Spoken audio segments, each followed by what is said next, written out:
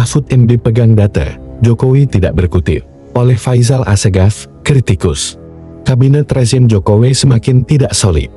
Mahfud MD menjadi pemicu ketegangan di lingkar istana. Semakin kuat desakan dirinya, dan sejumlah menteri mundur. Posisi Jokowi sedang berada di ujung tanduk. Manuver Mahfud nyaris sama dengan teater politik SBY saat menjabat selaku Menko Polhukam tahun 2004. Di saat itu, SBY mengunci kekuasaan Presiden Megawati. Tentang skandal BLBI yang membuat Mega tersandera. Kini drama tersebut seolah berjalan di alur yang serupa. Langkah strategis Mahfud dalam penanganan sejumlah skandal besar bikin Jokowi was-was. Sebut saja peran TPPU dalam kasus 349 triliun. Tak hanya itu, soal dugaan proyek fiktif food estate yang menyeret Prabowo Subianto jadi gorengan. Jokowi dan Prabowo boleh saja ngeles. Tapi isu tak sedap itu memberi amunisi bagi PDIP dan Mahfud MD. Bahkan masih banyak data dari aneka skandal besar lainnya, mungkin telah dikantongi Mahfud MD. Wajar, sekelas Menko Polhukam tentu tidak berurusan soal ecek-ecek. Tapi kejahatan korupsi besar pasti termonitoring.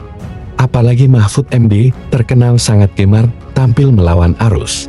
Dirinya tak punya beban, bebas berbicara. Tak peduli rekannya di kabinet maupun Presiden Jokowi. Sikap itulah bikin istana panik.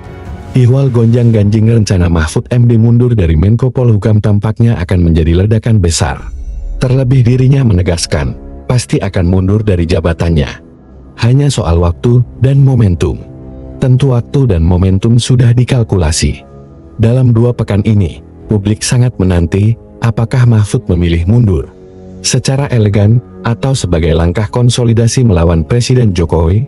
Banyak spekulasi, kalau pilihannya mundur secara elegan, maka kehilangan momentum. Sebaliknya, publik menanti janji Mahfud mundur, demi tujuan membuka kotak Pandora. Itu baru keren, atau bisa jadi, soal isu mundur dari kabinet, demi menyodorkan bargaining PD1P dan Jokowi.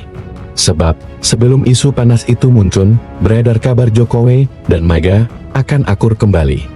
Jika demikian, rakyat kecewa dan tidak bersimpati. Pemufakatan jahat harus dihentikan.